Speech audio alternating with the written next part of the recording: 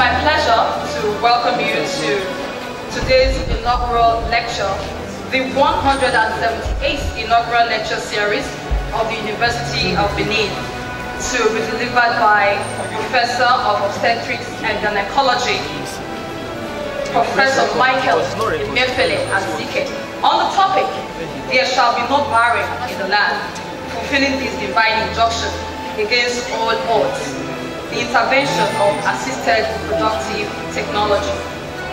Ladies and gentlemen, may I now invite the registrar, OA Oshodi Mrs., to introduce the Vice Chancellor and members of the Vice Chancellor's procession.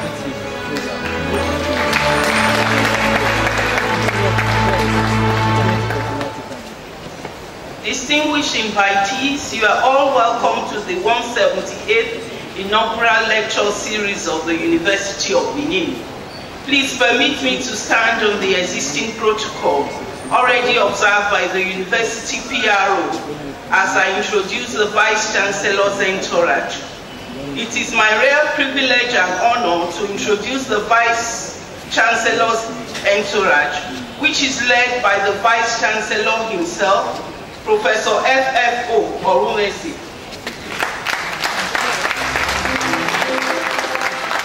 Others in the Vice Chancellor's entourage are the Deputy Vice Chancellor Administration, Professor Lawrence Ezemonye,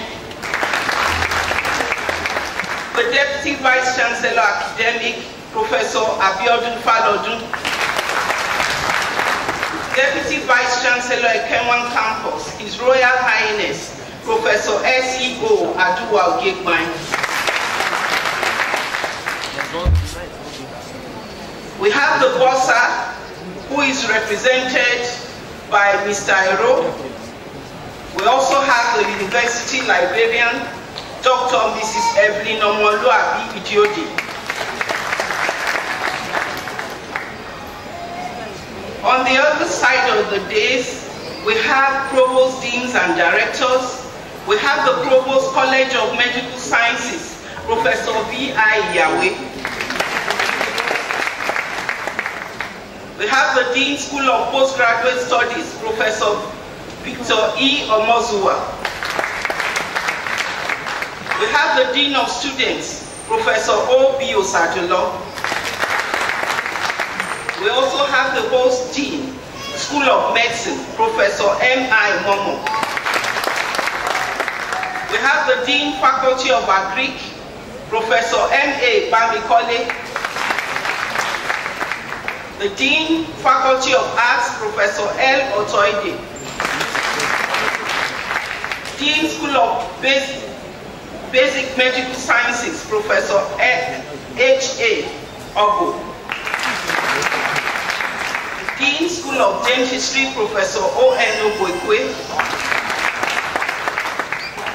Dean Faculty of Education, Professor E.O.S. Yamu. We also have the Dean Faculty of Law, Professor N.A. Inegbedion.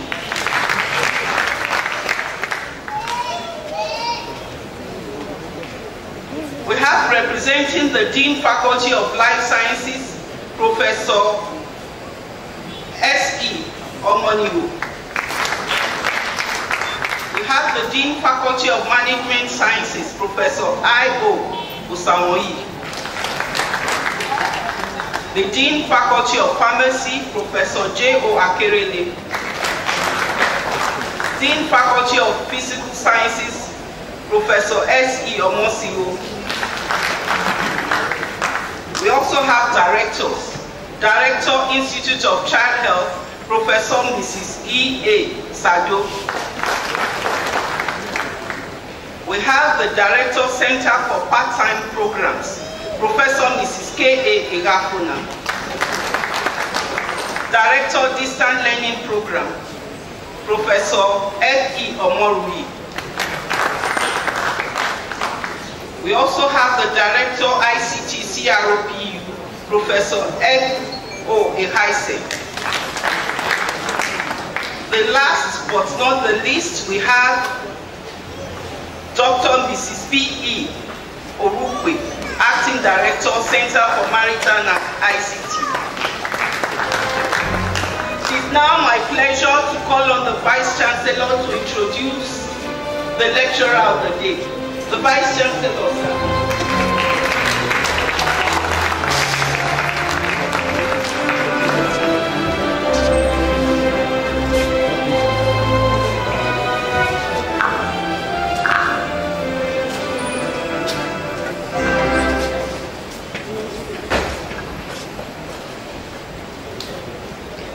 I would like to stand in the existing protocol. I'm glad to welcome you all to the 178th in the inaugural lecture series of the University of Benin. Today's lecture is the 31st to be delivered in my tenure as the Vice Chancellor of the University. The 37th lecture to be delivered in the College of Medical Sciences, and the 28th in the School of Medicine, University of Benin. As part of my routine updates on activities of the university, I am glad to report that the 2016-17 academic session will commence on Friday, 7th October 2016, with the old students moving into campus, while lectures start from Monday, 10th October 2016. I want to use this opportunity to solicit for the cooperation of all stakeholders to make necessary arrangements and to ensure a successful takeoff of the session. The admission screening procedure to bring in the new students is ongoing. The first batch of admission screening has concluded, and the second batch has commenced. It is hoped that the exercise will be successfully concluded as soon as possible to enable the new students to join us on campus. The University of Benin recently hosted a one-day hands-on capacity workshop for young and intermediate lecturers on the effective and efficient use of chemicals, reagents in executing quality research. The workshop was in collaboration with the LS Limited. Ladies and gentlemen, it is my pleasure to introduce our lecturer, Professor Emefiele Michael Aziken, whose lecture will be on "There shall be no barren in the land," fulfilling this divine injunction against all odds, the intervention of assisted reproduction technology. Professor Michael Emefiele Aziken was born on 20th June 1963 to families of Mr. and Mrs. Johnson Ogbewe Aziken in Abo, Ika, South Government area of the Delta State. He had his primary school education at the then St. John's Anglican School, now Orogodo Primary School, Agbo, between 1969 and 1974, and secondary school education at Western Boys High School, Benin City, from 1974 to 1979. He gained admission into the University of Ibadan in 1980 to study medicine and surgery. Did his mandatory housemanship at the University of Benin, Teachers Hospital 1986 to 1987, and started the mandatory LYC scheme from 1987 to 1988 at the Comprehensive Health Center of Education, old Oyo State, now Osun State. He worked as a medical officer in orthopedic surgery at the Central Hospital, Benin City, and presented to the University of Benin Teaching Hospital for postgraduate specialty in O&G as a resident doctor in 1981. He joined the service of the University of Benin in August 1997 as lecturer 1 in the department of O&G, and rose through the ranks to the position of a full professor in the year 2010. His area of specialization is maternal fetal and reproductive medicine. Professor Azikian has supervised many undergraduate and graduate students and have served as external examiner and assessor to several university and executive bodies. As of date, he has supervised more than 20 fellowship dissertations of resident and graduate students, many of whom are now consultants and professors in different institutions within and outside the country. Professor Michael Azikian has served in the following capacities within and outside the university, such as 1. Course Advisor Federal Level Department of O&G, UNIBEN, 2002 to date, Coordinator, Undergraduate Training, Department of O&G, University of Benin, 2003 to 2005, PRO, Medical and Dental Consultant Association of Nigeria, University of UBTH, 2004 to 2007, Assistant Director, Human Reproductive Research, and the Assistant Conception Unit, UBTH, 2005 till date. Acting HOD, Department of O&G, University of Benin, 2010 till July 2010 to June 2012. He has also held the positions of faculty rep, University Admission Board, University of Benin, 2006 to 2009, a member of both the Infection Control and Theatre Users Community of University of UBTH. It is worthy to note that Professor Azikian was the winner of the Meritorious Service Award, UBTH 2007. Professor Azikian has attended several local and international conferences, seminars, workshops within and outside the country to present papers or attend training programs. He has contributed to the advancement of knowledge with over 60 publications in both local and international journals. Book chapters and conference proceedings is a review of articles for publication in the following journals. 1. Nigeria Journal of Surgical Sciences, Annals of Biomedical Research, African Journal of Tropical Medicine and Biomedical Research, Tropical Journal of O&G. Professor Azikian is a member of several associations and professional bodies such as NMA, National College of O&G, Medical and Dental Consultant Association of Nigeria, Society of O&G of Nigeria, West Africa College of Surgeons, International College of Surgeons, European Society of Human Reproduction and Embryology, American Society of Reproductive Medicine, World Laparoscopic Surgeon Association.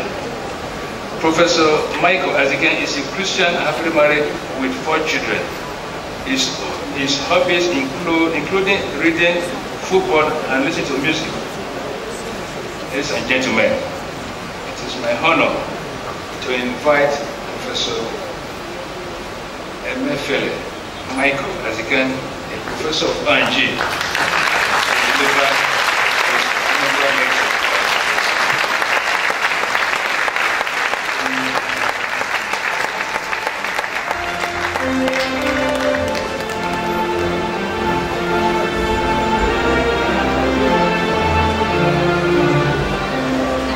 Mr. Vice Chancellor, sir,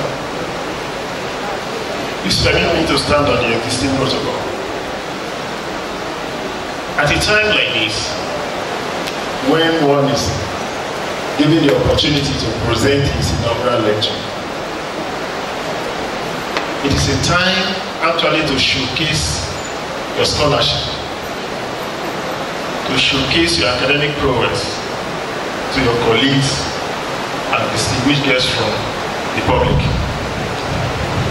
The title of my lecture is "There shall be no barren in the land, fulfilling this divine injunction against all odds."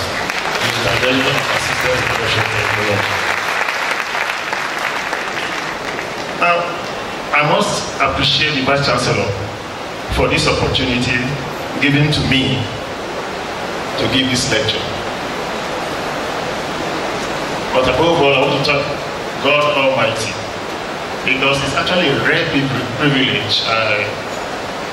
It was a pleasant surprise when I got the nod from the Vice Chancellor and the management team of this university to come forward and do this.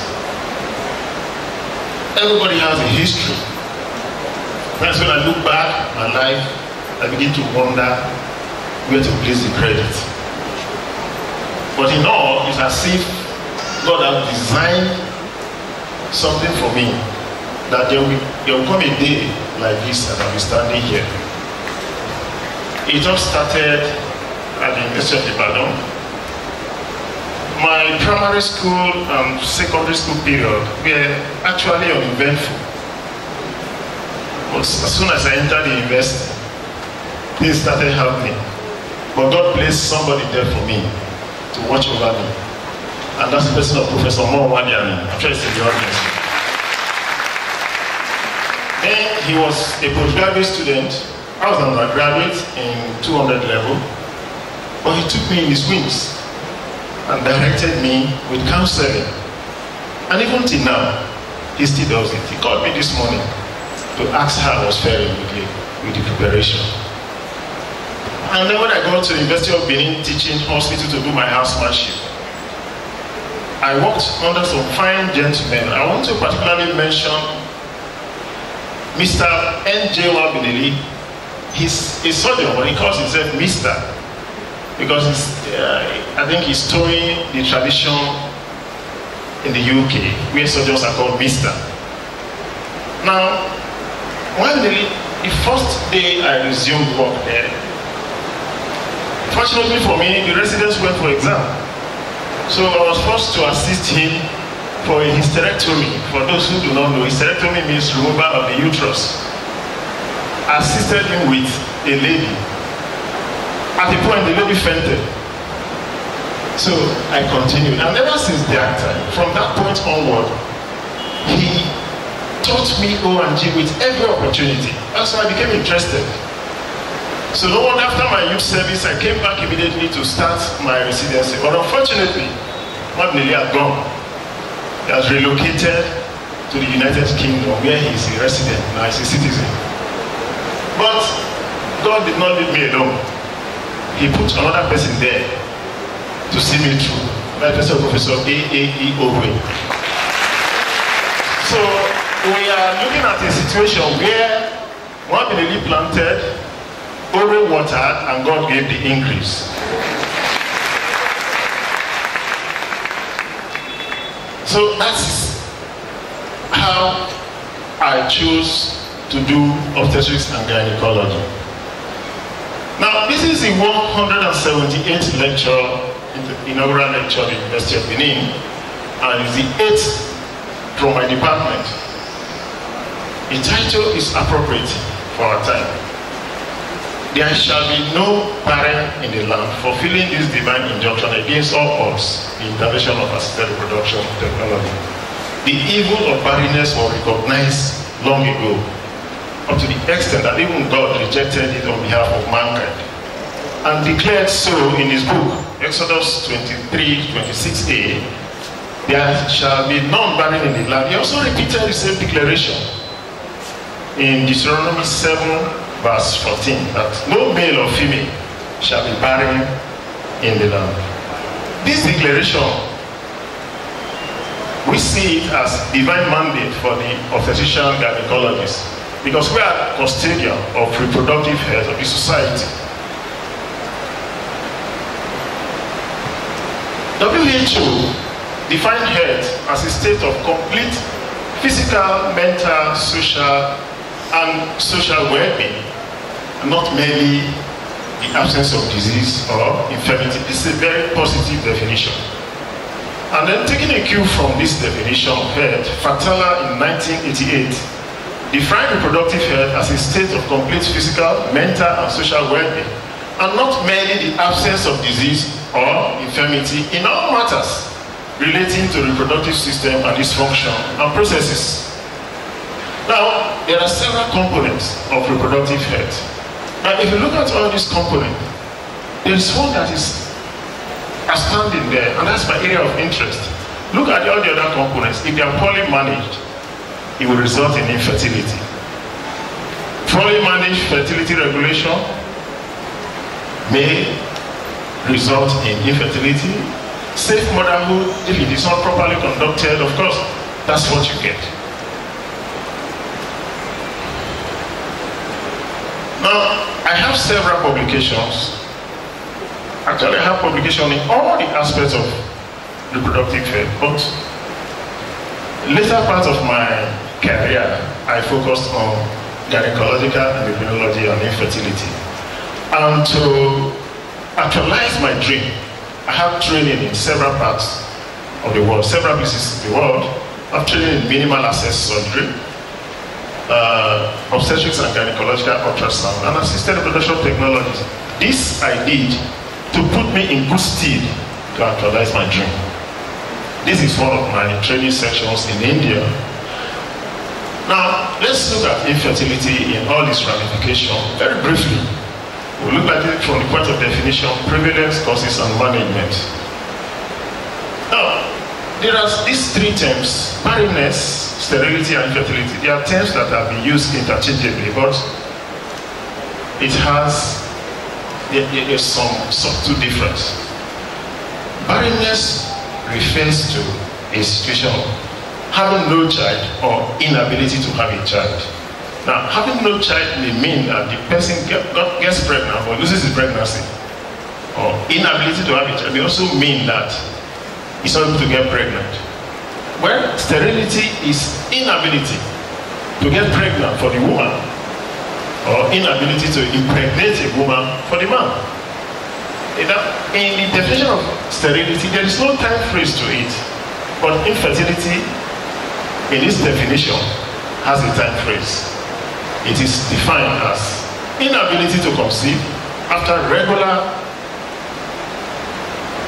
adequate sexual intercourse. What do we understand by adequate sexual intercourse? You see 3 times a week there. You have regular and adequate sexual intercourse for 1 year without contraception. And if you do this and you are not pregnant, you have infertility. Now, what makes it adequate? It is at least 3 times a week. It could be 4, it could be 5, it could be 6. With good nutrition, you can do it daily. Now, when a woman is exposed to this adequate dosage, and after 1 year is not pregnant, then there's something wrong. Then you must go and find out why. But if the woman is more than 35 years, you don't have to wait for 6 months. And also, if the woman or the man has something in their past that makes them worry about their fertility status, you have to attend to them whenever they come. And basically, it is either a primary infertility, that is, the woman has never been pregnant before, or secondary infertility. Means she's been pregnant before, but for one reason or the other, she's not been able to get pregnant again. And oftentimes, the reason why she's unable to get pregnant again can be traced to the events of the last pregnancy. Now, what's the normal expectation when a woman gets married? At the end of 1 year, we expect that 80 to 90% of them will get pregnant. That's the expectation. And that appears to be the normal occurrence. Now, the remaining 10 to 20% have to be investigated. Look at the prevalence. Globally, 1 in 7 couples will have problem achieving pregnancy. And the secondary fertility is commoner than primary infertility. And this burden is more in developing countries. Why? You don't have to ask why actually. Because the risk factors for infertility abound in our environment. Sexual promiscuity, unsafe abortion, poor maternity services. These are our risk factors for infertility. Now, Data collection in Nigeria is difficult. Now, we are not able to give you the exact prevalence of infertility in this country, but we can deduce from our observation in the clinic that 60% of consultation in the gynecological clinic consult for sake of infertility. And you see 10 people in your gynae clinic in a day, 6 of them are complaining of what? Infertility. Now, what are the factors? One of the days when we used to think that the woman is the issue. And in some communities, some society, particularly in this part of the world, they still think the woman alone is the cause of infertility. But the literature is replete with data, with research that has shown that the woman or the man can be responsible. You know, it takes two to tango, isn't it? Now, what are the causes of female infertility? The commonest cause is block tube, and for obvious reason, the risk factors are here, like I mentioned earlier. Then you have some problems in the uterus, uterine adhesion. I put there query fibroid because fibroid on its own doesn't cause infertility, except it's strategically positioned as to block the tubes. And then ovulation, the situation where the woman is not producing eggs adequately. Now, I'm sure you can relate to this picture better than the first one. The main causes of infertility, the undecided testes, it's rare now, but it can be a devastating realization for an adult who has undecided testes that was not managed at childhood. Now, trauma, infection, sexually transmitted diseases, and then testicular failure on its own, doctor problem, and then chromosomal problems is down there. And there's this erectile dysfunction which I want us to take a look at. Erectile dysfunction. What are the causes of erectile dysfunction? Most of the time it is due to stress. Stress from the marriage itself can cause erectile dysfunction. Small quarrel in the house never will just his life. Now, chromosomal problems. 18% of our men with low sperm count have chromosomal problems. So it is very important, even though as it is now, we do not investigate them to find out whether they have a chromosomal problem or not. But we know it is there. Now, what is the management? Basically, we do basic investigation, seminal fluid analysis for the man, tubal patency test for the woman, and then hormone assay to detect her ovulatory status. Ultrasound may be required if we suspect he has some tumor. Now, oftentimes it's the woman that presents first.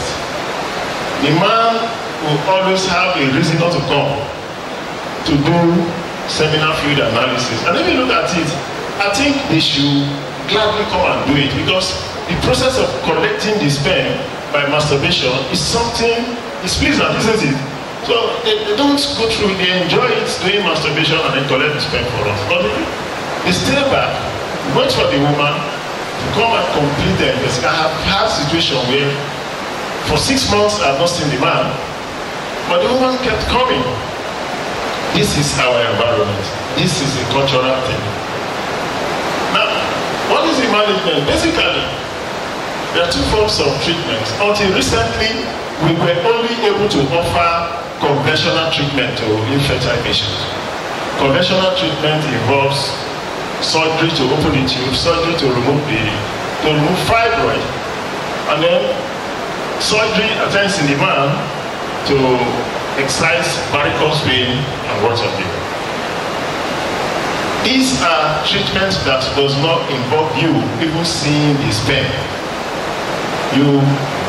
In some patients, all you need to do is counseling. Because if you look at the first slide I showed, about 20% of couples don't have any problem when after investigation. So counseling alone is enough. And some of them will just tell them, this is the time to have sexual intercourse. Well, we shouldn't be doing that, but at times when it gets to certain situations, we have to advise you when to do it. And then the other form of treatment is assisted reproduction technology. Now, one of my contributions, I have contributed with my practice, my research, and my publications. Through this medium, I have contributed to knowledge, service to humanity, and training. Now, infertility and stress are two related subjects. It is documented that infertility causes stress, and also stress on its own can cause infertility or poor response to treatment. Stress is associated with a disorganized production of reproductive hormones, and this could be associated with poor egg production. So we saw this as a relevant aspect that we have to look at. So in a collaborative study with Ufowe, Madu, and Azike, we looked at the psychological impact of infertility among infertile women in Benin City. And we discovered that Nigerian women with infertility suffer significant mood disorder. Most of them have this feeling of insecurity and worthlessness. If you look at the former slide I showed, it is documented that the stress a woman with infertility goes through is comparable to the stress of losing a job, the stress of being in prison, or the stress of losing a loved one. The only stress that is more stressful than infertility is the stress associated with losing a spouse. So if you, Mr. Vice Chancellor, sir, if you have people working in your office and you notice that some of them don't have keys, please always bear with them, because you may tell the person to go and take this file to Mr. A. Because of a disturbed mood, you may carry the file to Mr. B. You must understand, we need to show understanding to this group of people. Now, as a follow-up to the findings from our study, we instituted immediately an in-depth counseling of all patients presenting for infertility treatment in our clinic and recommended same to others.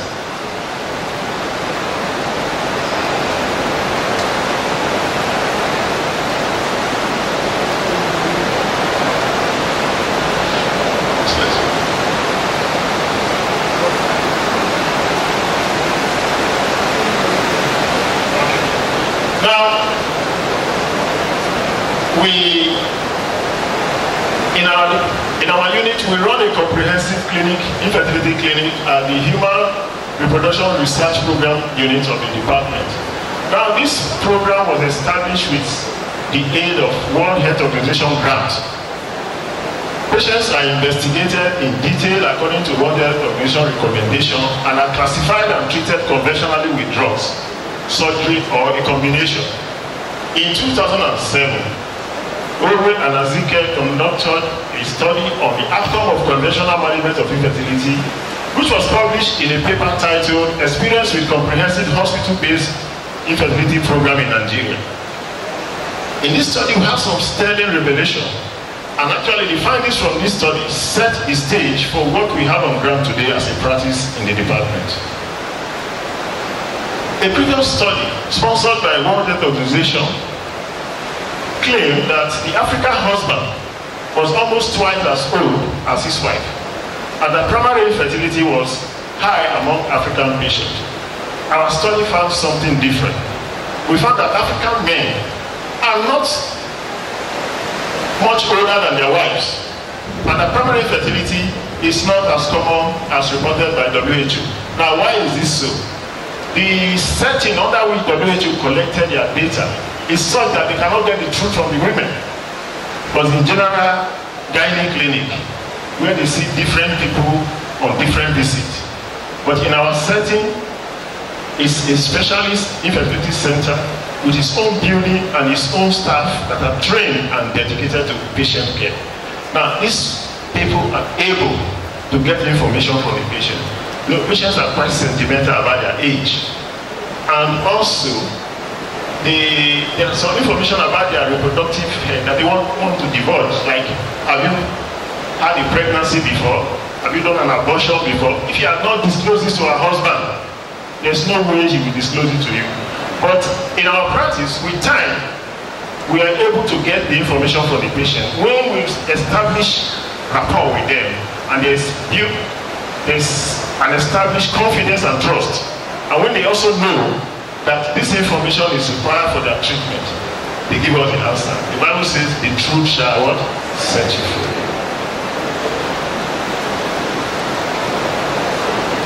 Now, this is about the age difference I spoke about. Now, parity distribution, why WHO claim in their study, anyway, that study is very old now. I think they have to commission another study, and I'm waiting for them to get to me. Because they reported that the incidence, the prevalence of primary infertility was 27 to 48%, whereas in our own study we reported 14.3% for obvious reasons. And if you look at this slide, look at the last row there. You see women with 5 previous delivery still coming for infertility treatment. Maybe they have all boys or they have all girls. They have to look for the missing sex. You don't blame them, do you? In that same study, we evaluated the etiology of infertility in Nigeria. The male factor accounted for 28%, the female factor for 34%, and we have combined male and female factor making up 28%. Now, our finding about the prevalence of unknown infertility of unknown cause, is similar to that which was found elsewhere. But it is pertinent to observe this in that the male factor, female factor, and combined male and female factor equally share responsibility, 28%, 34%, 20%. Now, there was no statistically significant difference when these two were subjected to analysis. Now, looking at the causes of infertility from our environment, tuber disease accounted for 45.8% of all cases of the infertility that we manage. And nutrient factor and anovulation. Why is tuber disease so high? I made allusion to it earlier that the risk factor for infertility is very common here. Well, people are getting more sexually active and are not contracepting, and our delivery services, maternity services are getting poorer by the day. Now, this is a very important finding from that our study, and I said it's a finding from this study that set the stage for what we do today. Now we look at the outcome of treatment. By the time we are doing this study, most of these patients have been followed up for between 8 to 12 years. So they've had treatment, they have outcome measure that we could look at. Now, the total number of patients that we evaluated were 1,948, and out of this, only 40% got pregnant. And that means about 60% could not be helped by conventional method of infertility treatment that we had at that time.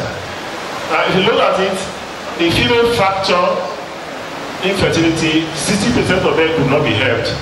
And then the male factor, 64%. It's even worse when you have male and female factor combined.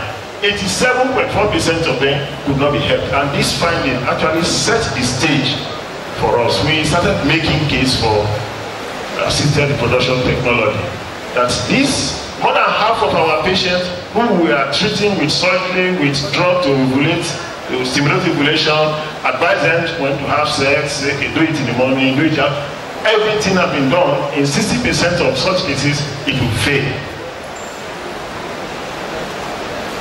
Now we started making case for assisted reproduction technology in public hospital, because 60% of our infertile couples cannot be helped by conventional treatment. Most of the assisted reproduction technology centers were private settings and expensive then in this country. And it is not accessible because of the cost, not accessible to all that I need. We argue that assisted reproduction technology in public hospital will be cheaper and accessible to more couples. Some scholars differ on the need for ART in Africa at that time. Some people argue that, see, in Africa we have too much problem. Our women are dying from the complication of pregnancy. What we need to do is to focus our scarce resources in reducing maternal mortality. And that in any case, we don't even have the facility and we don't have the manpower to do ART. But we counter that argument. Yes, so many states are declaring free maternal care for pregnant women. Now, a woman with infertility that who cannot help to get pregnant, how will he enjoy his own part of this state like this? So the argument continued until in 2007, ART was established in UBTH when Professor Ukpere was the Chief Medical Director. I must say at this point that Professor E.E. Ukpere gave us all the necessary encouragement you can ever get from the Chief Medical Director. He supported us in training and the purchase of the rightful equipment. And ever since he left, I handed over to Professor Mike Ibadin. Ladies and gentlemen, the cooperation has not changed. Ibadin has continued in his footsteps, and we have enjoyed the cooperation. A little bit on assisted reproduction technology. How did it start? Research in this area started in the 1950s with lower mammals and later human gametes. Edwards and Steptoe were the pioneers in this field. Now I must say that Edward actually was working on contraception. He was trying to study fertilization process in order to know how to intervene and provide contraception when it just occurred to him that, wow, this can even help women who need to get pregnant. And right from that point, when the bug hit him, he forgot about contraception and continued his research along infertility management. Now, several people were involved in the US, in Europe, and even in India. But it was not until 1978 that he had his first breakthrough when his patient conceived and delivered Louis Brown in July 1st, 1978. That woman is alive. He has still had her own children. That's this to tell you that patients from babies delivered by assisted reproduction are normal babies that can get pregnant and deliver on their own. Now, what is ART? What is assisted reproduction technology? Any infertility treatment that involves handling of the gametes in the laboratory is an assisted reproduction technology. If you want to get pregnant naturally, I don't need to see your sperm. You don't need to do anything in my lab. But if you need my assistance, wherein you give me the sperm, I manipulate it and put it back in the uterus, that's some form of assistance. And now, there are two types: intrauterine insemination, in vitro fertilization, and then the other issues like third party, where somebody has to donate egg or donate sperm. And then the freezing program, the man says, I'm traveling, you say, bring your sperm, we'll freeze it, we'll use it when we are ready.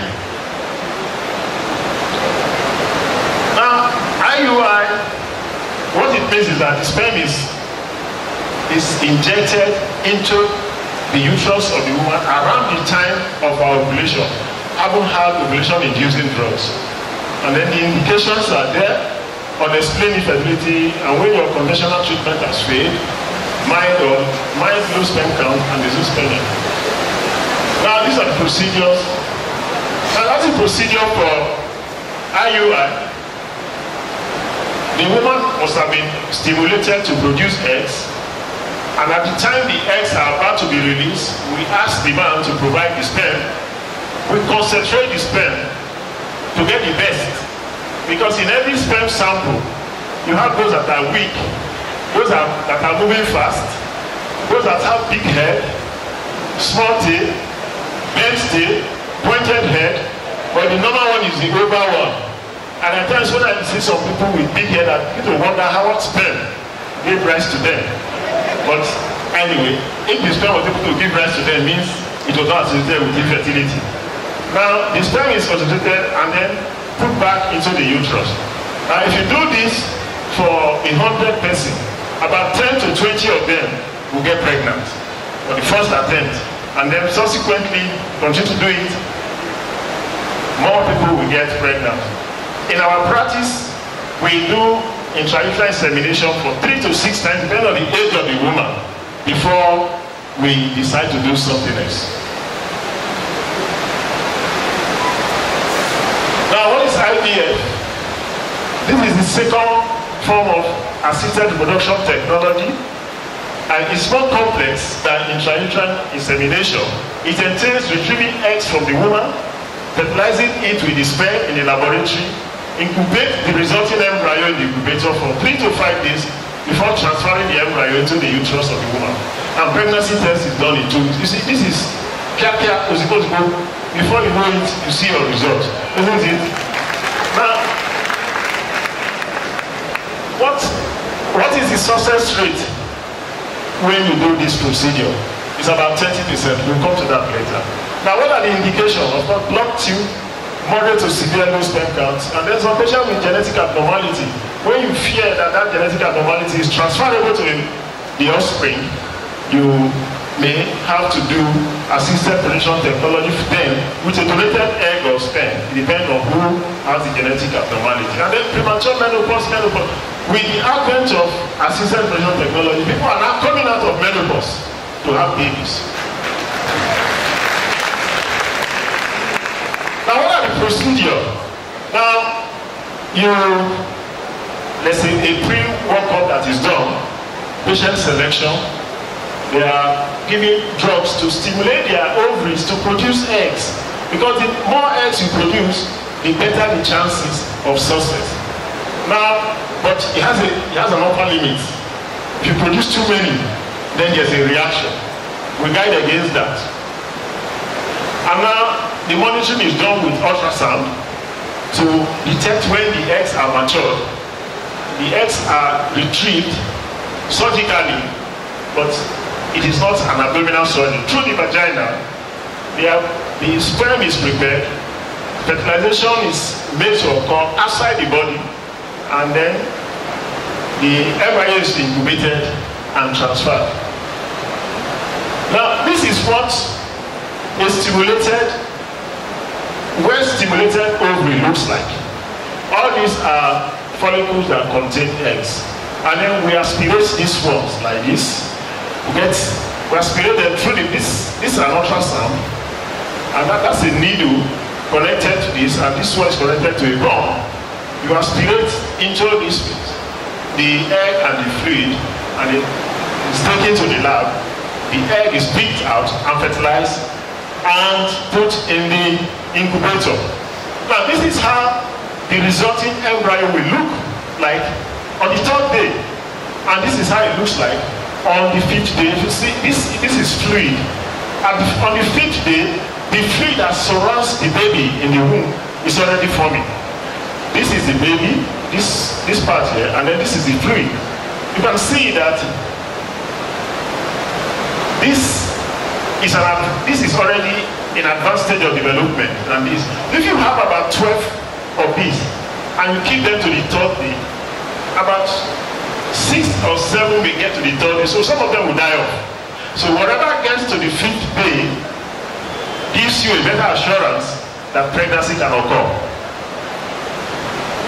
And then this is the transfer process. The embryo is picked up from the dish into a syringe, and then the woman is placed in a very comfortable position, and the embryo is transferred right into the womb. And after which some support drugs are given, in 2 weeks you expect to do a pregnancy test, and if it is positive, the woman will deliver in 9 months. Now, we have consistently offered IVF treatment in UVT since 2007. Our patients are handled in batches every 6 weeks, 6 to 8 weeks. Patients are grouped together. Why do we handle them in batches? Because it is the same manpower you need to do IVF for 1 patient. That's what you need to do IVF for 10 patients. It's the same power supply you need. So if you're able to get them in batches, then you will save yourself the cost. And our environment is peculiar. The vagaries of NEPA, you cannot afford to do IVF treatment for patients as they come.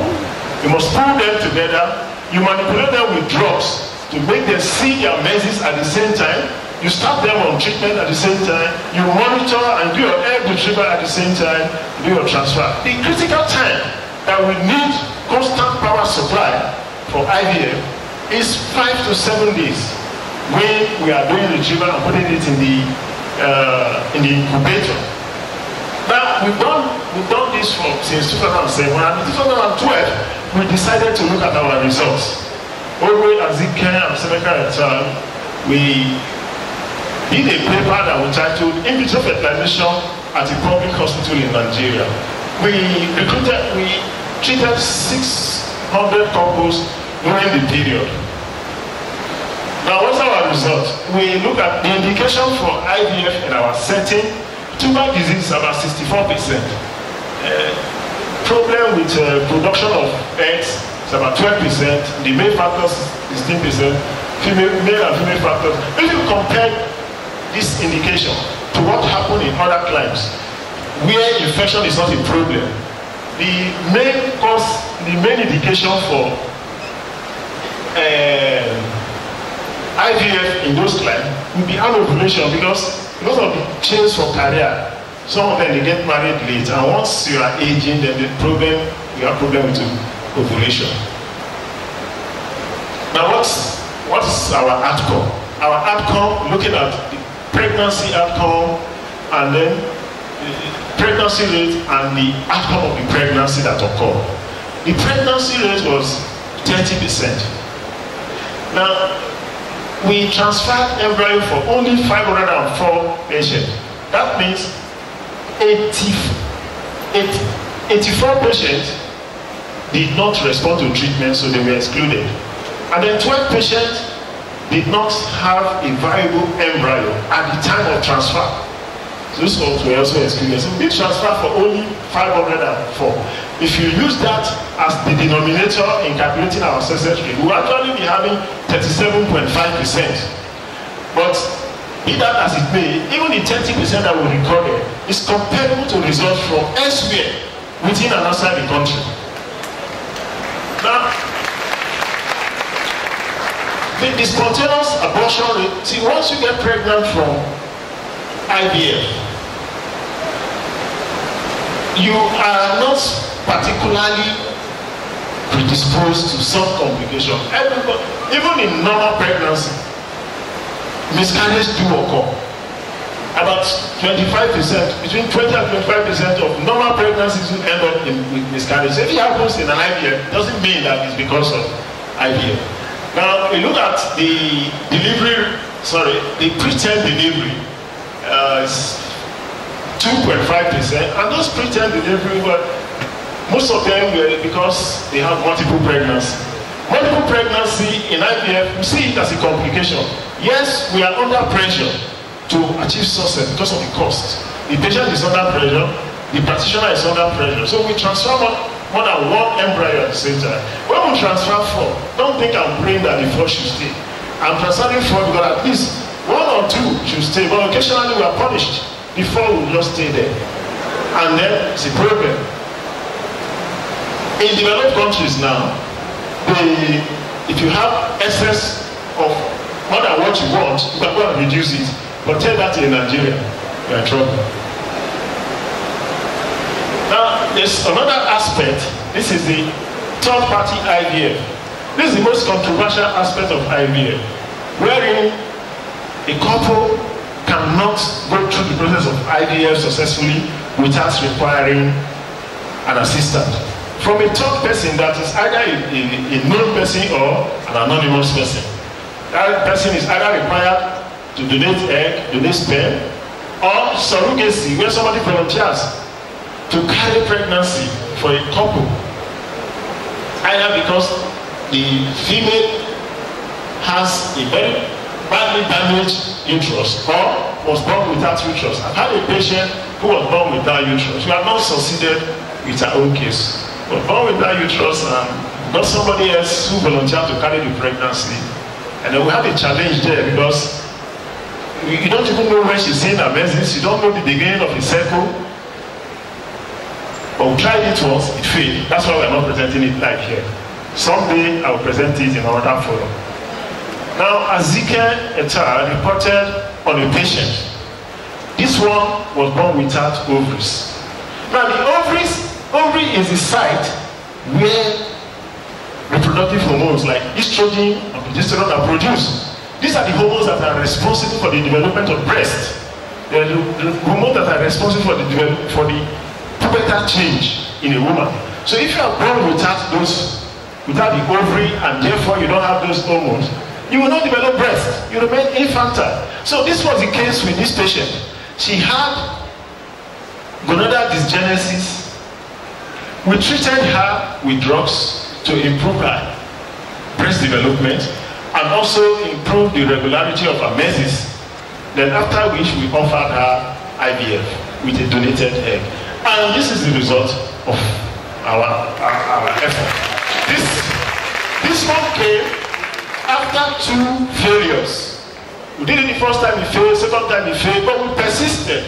And at the end, by the 3rd attempt, she got pregnant. These babies were delivered at 29 weeks on account of severe hypertension. But the babies survived the challenges of prematurity. Thank God to Professor Irege and team that saw that these babies went home with their mother. And today, this is what we have. They are already doing little bright and good for other families. Now, how do the public look at IVF? One would have expected that with what IVF is doing, trying to ensure that there is no barren person in the land, that everybody will accept it. But for reasons of culture, religion, and personal belief, and then cost, the acceptance is not 100%. In some cases, people are just ambivalent about it, and in few cases it's just outright rejection. There are some religious sects that reject IVF. In principle, they will reject it, but I do attend the patient from all religion. Azike et al. In 2010, we did a knowledge, attitude, and practice and perception study of IVF amongst infertile women in Benin City. The findings, we showed that they had good knowledge of IVF, and then the cause of infertility, they also know that very well. But social-cultural factors, my culture will not allow it, and all this stuff. And then cost also hindered the uptake of IVF, according to the findings of that study. In 2010 also, we looked at the profile of patients who attend our clinic for IVF treatment and discovered that the low social class 4 and 5, were not represented in our patient group. What does that mean? Is it that they don't have infertility? No, they have. They have, but they don't have the financial muscle to come. Even though IVF in UBTH appears to be the cheapest in the world. At the time we did this study, IVF in UBTH, we used international standards to look at the cost. It's about $3,000 compared to in private hospital, which was about $4,500. In the US, in the UK, it's something else.